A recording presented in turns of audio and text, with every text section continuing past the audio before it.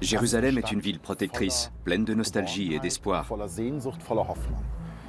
On oublie souvent ces aspects-là. On ne parle que de conflits, de haine, de tensions. Depuis que Donald Trump a reconnu Jérusalem comme capitale d'Israël, le fragile statu quo de la ville sainte est menacé. Quelles seront à long terme les conséquences de cette décision controversée? Va-t-elle creuser l'écart entre Palestiniens et Israéliens ou au contraire créer un rapprochement?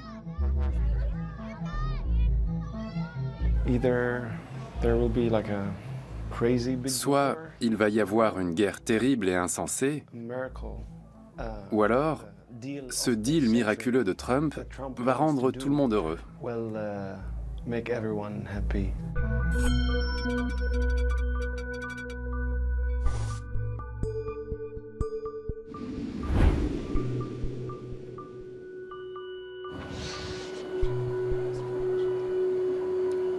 Shmuel Kahn garde son sang-froid. Il ne comprend pas bien l'agitation autour de la décision du président américain de déplacer l'ambassade américaine de Tel Aviv à Jérusalem. Pour Israël, Jérusalem est la capitale de l'État hébreu depuis longtemps.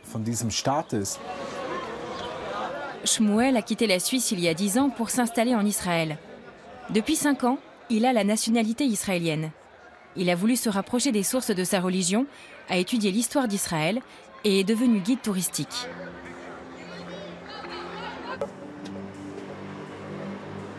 Shmuel habite dans la partie ouest de Jérusalem, tout près du quartier du gouvernement israélien. Sa femme Efrat est originaire d'une autre région du pays. Le couple est marié depuis à peine 1 an. Les murs du petit appartement sont tapissés de photos de mariage. Shmuel et Efrat sont en train de planifier leur premier anniversaire de mariage. Mais en Israël, il est difficile de se réfugier complètement dans la sphère privée. La politique est omniprésente au quotidien. La fenêtre de leur cuisine donne sur le Parlement israélien.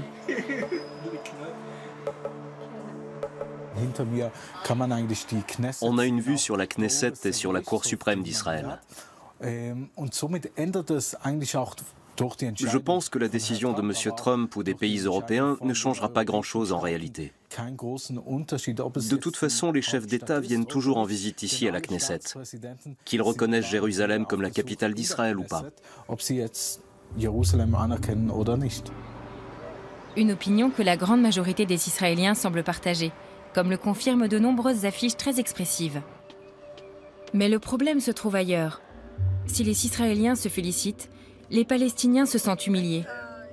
Eux aussi revendiquent Jérusalem comme leur capitale.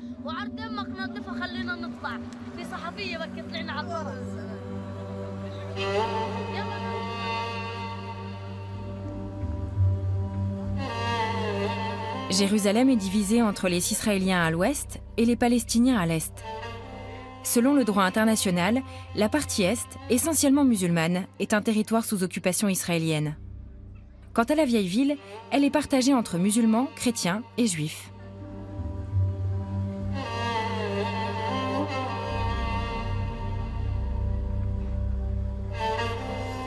Ici se côtoient les lieux saints du judaïsme et de l'islam. Le mur des Lamentations et la mosquée Al-Aqsa.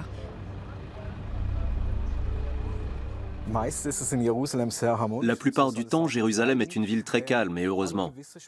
Bien sûr, ici, il arrive qu'il y ait des tensions. Il faut savoir que le mont du Temple est un haut lieu religieux, historique et archéologique.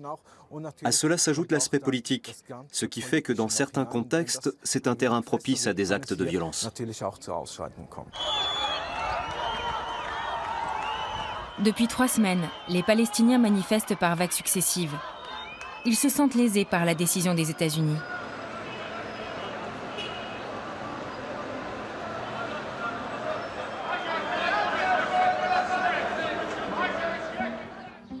Le sociologue Ali Klaibo descend d'une famille palestinienne dont la présence à Jérusalem remonte au XIVe siècle.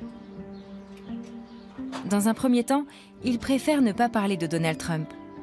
Il raconte plutôt sa ville bien-aimée, qu'il considère comme la cité des Palestiniens, ne serait-ce que d'un point de vue historique. Sans le dôme du rocher, qui est sa pièce maîtresse, Jérusalem serait comme n'importe quelle autre ville. C'est le lieu saint par excellence pour tous les musulmans. C'est ici que Mahomet est entré en contact avec Dieu, et Dieu avec Mahomet.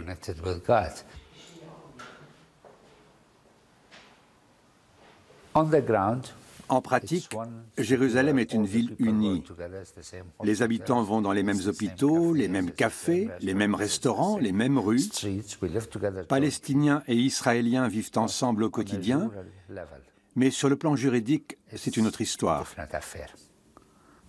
Notre territoire Jérusalem-Est a été annexé sans tenir compte de la population. C'est un cas très classique de déni historique et de révisionnisme. Une situation avec des répercussions très directes sur la vie de tous les jours, par exemple pour sa fille. Quand elle sort avec ses amis, ils vont dans des bars, des cafés et des restaurants qui sont tous situés à Jérusalem-Ouest. Si un beau garçon juif l'accoste, elle lui dit tout de suite « Laisse tomber, je suis arabe ».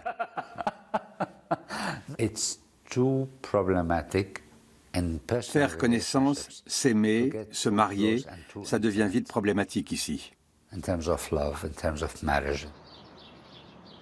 Ali craint que la politique étrangère des États-Unis ne complique encore davantage la vie des Palestiniens. Une crainte que partage l'Union européenne. Du haut du mont Sion, l'abbaye bénédictine de la Dormition surplombe la ville. Le monastère et son église se trouvent sur un terrain neutre, qui n'appartient ni aux Israéliens, ni aux Palestiniens. Le père Nicodemus Schnabel attache une grande importance à cette neutralité dans la ville sainte. L'Union européenne a une position très claire. Le Saint-Siège aussi, et il l'exprime régulièrement. La solution la plus équitable est la coexistence de deux États. Donc concrètement, Jérusalem-Ouest, avec le Parlement israélien, mais aussi la Cour suprême d'Israël, est incontestablement la capitale de l'État hébreu. Et pour Jérusalem-Est, le rêve serait de devenir la capitale palestinienne.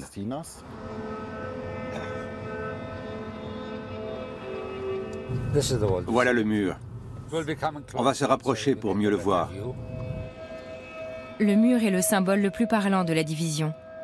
Les Israéliens ont commencé à l'ériger au début des années 2000 pour se protéger des attentats suicides.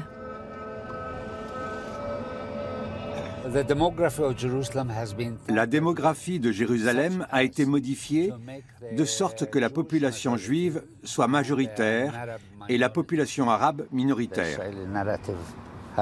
Le récit israélien considère que c'est le pays des Juifs. Et c'est là-dessus que joue Donald Trump. Mais il n'aurait pas dû s'ingérer. Ce faisant, il a légalisé, cautionné et crédibilisé le récit israélien qui nie le droit des Palestiniens à vivre ici.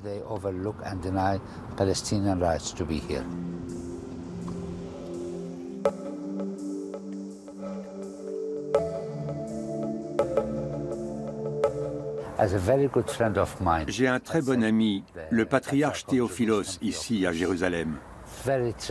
Il m'a dit un jour, dans les lieux saints, le diable est toujours là, tapis dans l'ombre, pour tenter l'homme.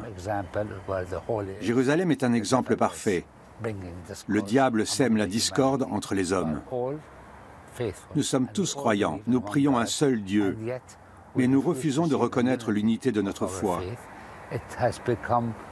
Nous sommes aveuglés par la soif de contrôler, de posséder et d'instrumentaliser par la politique, et également de placer une religion au-dessus de l'autre.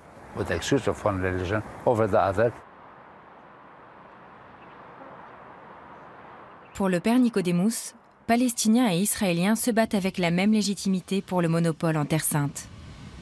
Des deux côtés, il y a des aspirations profondes que je comprends parfaitement. Les Israéliens aspirent à la sécurité et disent « Si Hitler avait pu, il nous aurait tous exterminés. Et aujourd'hui, nous sommes entourés de pays qui nous haïssent, qui ne nous reconnaissent pas et qui veulent nous faire disparaître. » Les Palestiniens, eux, aspirent à la liberté. Et c'est un besoin qui n'est pas moins légitime. Ils disent « Nous, on n'a envoyé personne dans les chambres à gaz. Pourquoi devons-nous vivre aujourd'hui derrière un mur avec des checkpoints? Pourquoi on nous refuse le droit d'être un État à part entière? Le droit à l'autodétermination est un droit fondamental des peuples. La question est de savoir comment on peut concilier ces deux aspirations qui sont en opposition.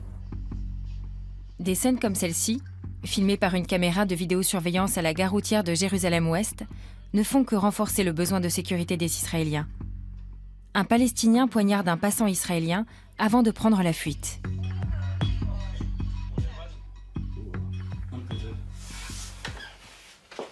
Sarah Moyetsky est terrifiée. Originaire de Hambourg, elle a acquis la nationalité israélienne le 6 novembre. En tant que juive, elle ne se sentait plus en sécurité en Allemagne et envisageait depuis un certain temps d'aller s'installer en Israël. Quand je suis arrivée, j'étais sans doute un peu naïve. Je croyais qu'un jour il y aurait la paix, qu'on y arriverait forcément. Et d'ailleurs, il y a beaucoup de Palestiniens formidables qui sont très ouverts. Mais depuis ce week-end, j'ai énormément de mal à croire à la paix. Même s'ils ne sont que quelques milliers.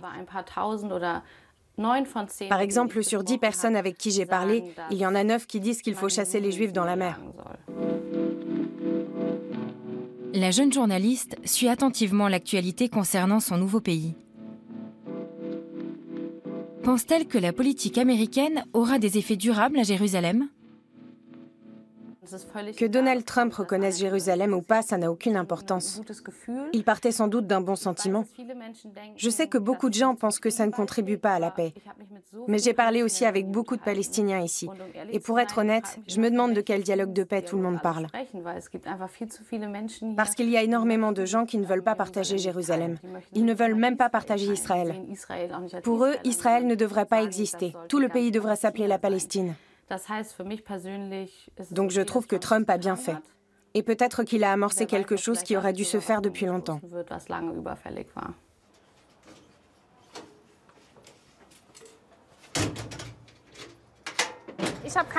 Que les gens aillent à la mosquée, à l'église ou à la synagogue, ça ne me pose pas de problème. Mais je suis très clairement pour un État juif. Je trouve qu'Israël doit être un refuge pour tous les Juifs de la terre, parce qu'ils en ont vraiment besoin. On l'a bien vu ce week-end. Il y a des attentats, des manifestations et des choses très graves qui se passent dans la rue en Europe. Ça prouve que les Juifs ont absolument besoin de pouvoir se réfugier quelque part où ils se sentent en sécurité.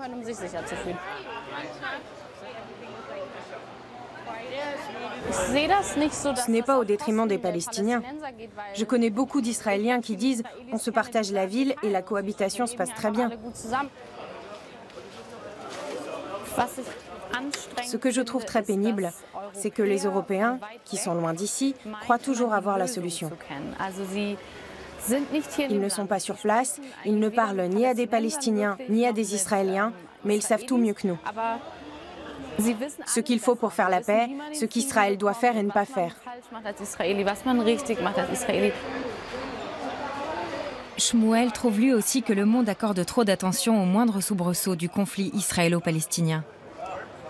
Les médias internationaux s'emparent des événements avec trop de précipitation.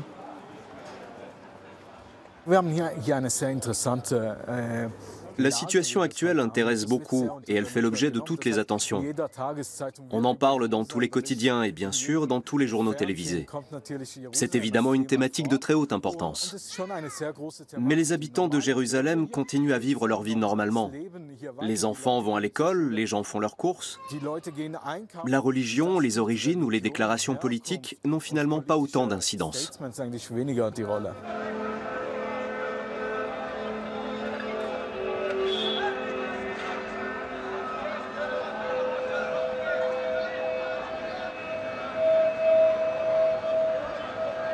Dans la partie palestinienne de Jérusalem, nombreux sont ceux qui contrediraient Shmuel. La gare routière de Jérusalem-Est dessert les quartiers arabes. Ici, aucun Israélien à l'horizon. Parmi les passagers, le musicien Mouhammad Mougrabi. Croit-il à la cohabitation pacifique décrite par Shmuel ? J'aime et je hais Jérusalem en même temps. Sur le papier, c'est une ville avec une grande diversité culturelle, des religions qui coexistent. Elle attire des touristes du monde entier. Dans la réalité, Jérusalem est divisée. Les habitants de la partie Est ne vont pas dans la partie Ouest et vice-versa. Mouhammad vit dans un camp de réfugiés juste derrière le mur de sécurité. La veille, une manifestation a eu lieu contre les soldats israéliens, laissant des traces encore visibles. Israël contrôle les entrées et sorties du camp. Quant à son administration, elle est principalement entre les mains des Nations Unies.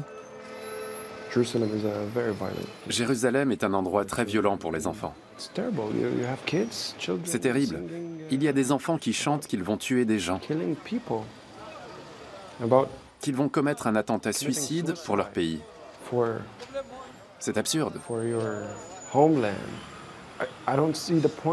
Pour ma part, je peux dire que je veux vivre pour mon pays, pour le construire, plutôt que de mourir pour lui.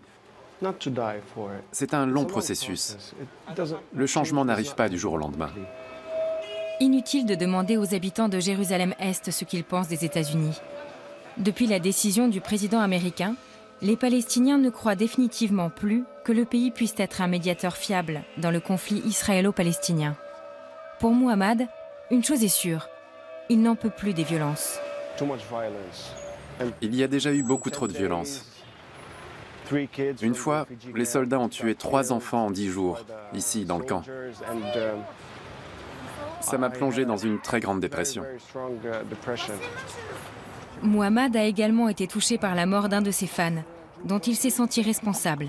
Après avoir écouté les chansons révoltées du rappeur, le jeune homme a participé à une manifestation et a perdu la vie lors d'un affrontement avec la police aux frontières israéliennes. Depuis, Mohammad a adopté un ton plus conciliant. Paix, amour et réfugiés, c'est le titre de cette chanson. Le clip est même sous-titré en hébreu pour les voisins israéliens. Le rappeur tente de jeter un pont entre les deux peuples, mais il ne peut s'empêcher de douter de la réceptivité en face.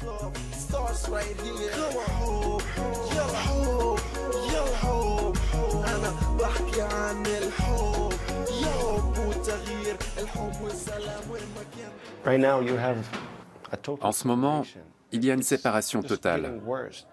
Et c'est de pire en pire.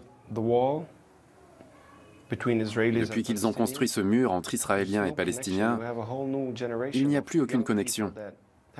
Il y a toute une génération de jeunes Palestiniens qui n'ont jamais mis les pieds à Jérusalem. Ils vivent à Bethléem, à Jéricho ou à Ramallah, et ils n'ont jamais eu l'occasion de voir Jérusalem. Si tu es désespéré et que tu n'as rien à perdre, tu finis par craquer. Mais si tu vis confortablement, si tu peux aller à la plage et prendre du bon temps, pourquoi tu changerais les choses? Pour Mohammad, la balle est maintenant dans le camp de Jérusalem-Ouest. A-t-il raison de penser que les Israéliens ne souhaitent pas de changement? Quel est par exemple le point de vue de Shmuel? A-t-il personnellement des amis palestiniens?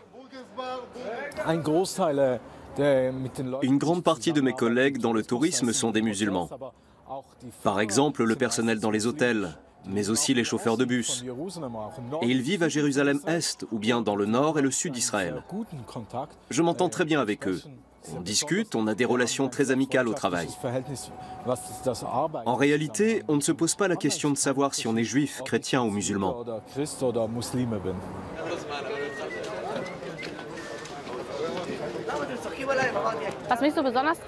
Ce qui me rend triste dans ce conflit, c'est qu'on pourrait très bien faire autrement.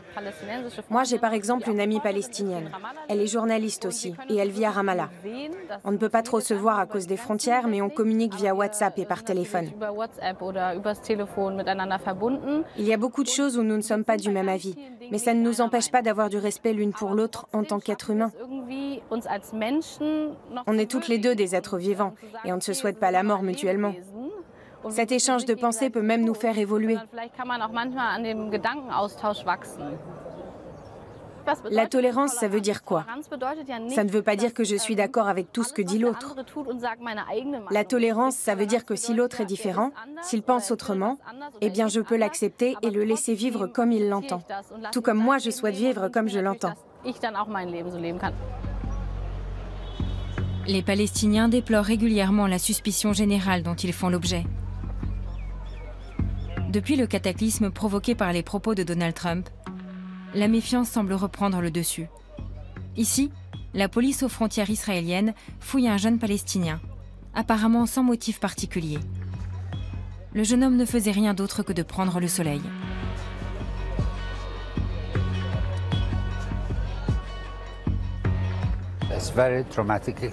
Pour un jeune arabe, c'est une expérience traumatisante de grandir à Jérusalem. On est continuellement suspecté, considéré persona non grata, simplement parce qu'on est arabe. À tout moment, on peut être chicané, contrôlé, fouillé. Depuis des siècles, la famille d'Ali est propriétaire de biens immobiliers de grande valeur, situés dans la vieille ville de Jérusalem, à l'entrée du quartier musulman.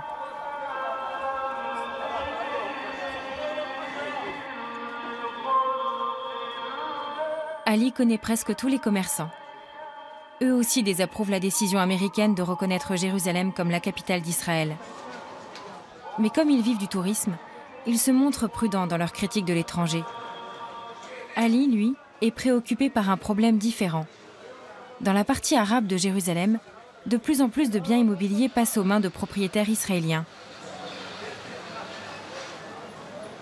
Plutôt que de soutenir unilatéralement Israël, les États-Unis devraient, selon Ali, user de leur influence pour endiguer ce processus.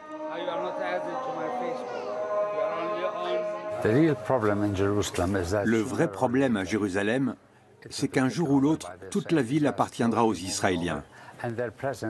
Peu à peu, ils s'installent ici. Et il ne s'agit pas de gens sympas qu'on peut rencontrer dans les cafés. Ce sont des fondamentalistes qui haïssent les Arabes. Ils viennent ici pour nous créer des problèmes. Leur présence est une prise de position politique qui mène à la confrontation. Ça rend la vie des habitants de ce quartier encore plus difficile.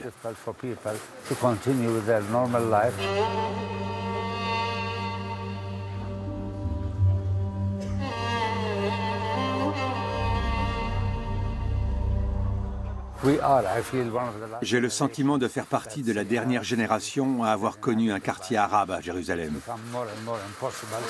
C'est de plus en plus difficile pour nous de survivre ici.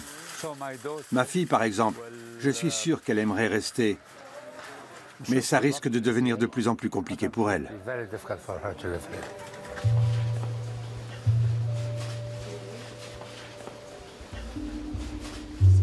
À quelques centaines de mètres, Shmuel arpente les rues du quartier chrétien de la vieille ville. Il a une perception différente de la situation.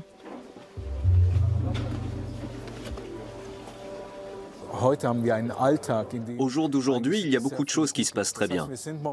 Regardez par exemple, là on a des pèlerins chrétiens qui vont à l'église du Saint-Sépulcre. Moi-même je suis juif, et juste à côté, il y a des marchands musulmans. Il ne faut pas se laisser duper par des choses qu'on entend de temps en temps dans les médias. Il existe bien sûr des tensions politiques, mais c'est quelque chose qu'on connaît depuis 3000 ans ici.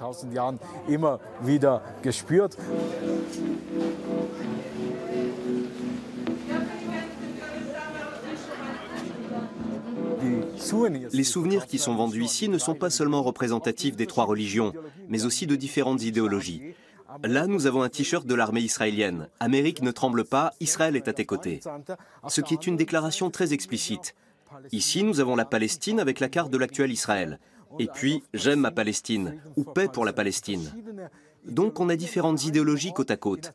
Les acheteurs sont des touristes des quatre coins du monde, mais ils sont aussi issus de la population locale. Ça veut dire que d'un point de vue économique et touristique, on peut proposer à la vente tous ces objets-là, et c'est autorisé. C'est une coexistence et une confrontation à la fois.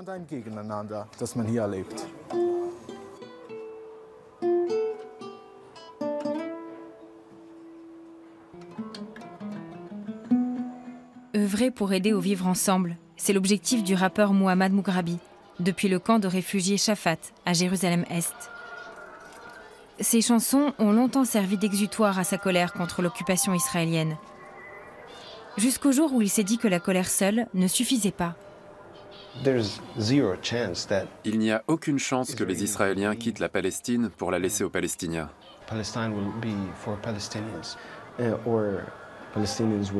À l'inverse, les Palestiniens ne vont pas non plus disparaître pour céder la place aux Israéliens. La solution, c'est le partage. Je ne sais pas comment, mais il faudra trouver.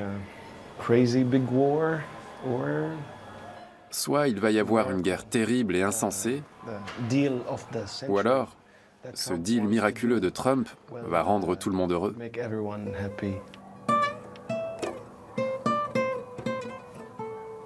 Il faut s'investir pour résoudre le problème.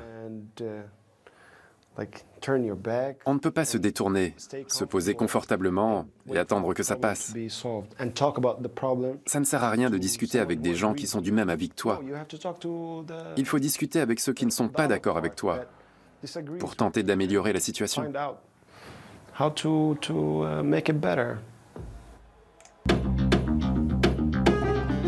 Muhammad se produit de plus en plus souvent en Israël. Il coopère avec des musiciens israéliens qui l'invitent à leurs concerts.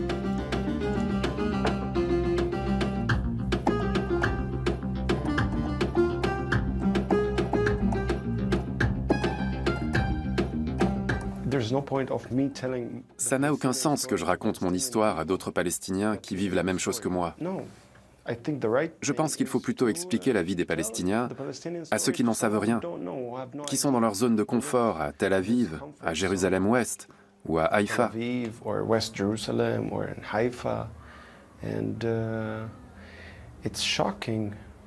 Je suis choqué par la réaction des gens. Ils sont vraiment touchés. Peut-être que l'espoir réside moins dans la politique internationale que dans ces petits gestes de rapprochement entre citoyens, ainsi que dans la prochaine génération. Cette école accueille à la fois des enfants juifs et musulmans.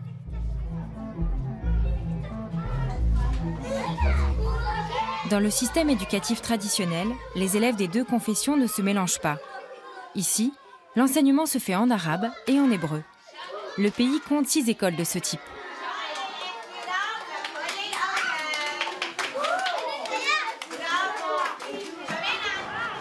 Noah Yammer travaille à l'école Yad Biyad Max Raye à Jérusalem. Nous essayons de faire comprendre aux enfants que la différence n'est pas un problème. Les différences ne sont pas ignorées, au contraire, on en parle ouvertement. Et ça incite les enfants à aller les uns vers les autres. Chez nous, ils ont le droit d'être eux-mêmes et d'être différents.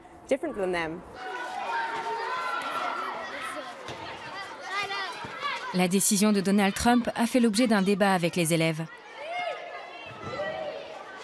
Anine Hussain est palestinienne et professeure d'histoire.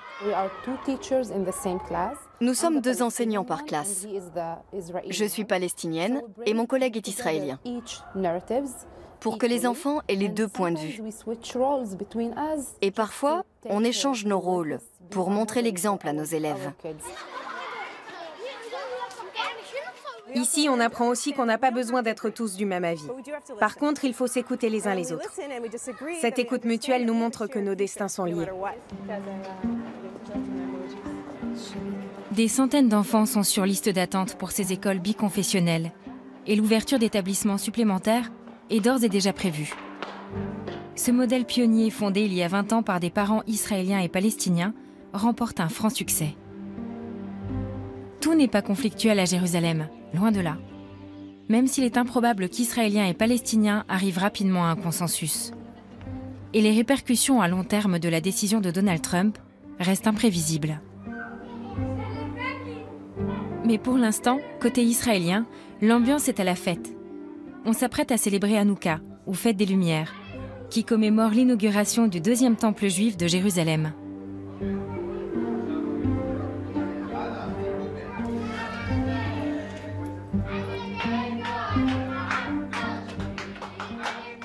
Hanouka, c'est aussi la fête des miracles. Je crois vraiment que pour les Israéliens, les Palestiniens peuvent avoir leur place dans ce pays. Je ne pense pas que la coexistence représente un problème pour nous.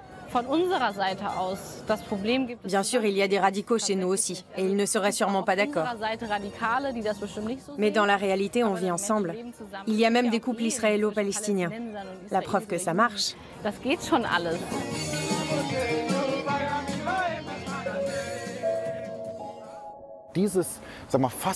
Cette ville est aussi complexe que fascinante, et on ne peut pas la réduire à une histoire de religion. Ce serait borné. Il faut déjà commencer par s'émerveiller devant elle, comme elle le mérite. Quelle œuvre d'art! Et il faut faire preuve de beaucoup de finesse pour aider cette ville qui est pleine de blessures et de cicatrices à trouver la paix.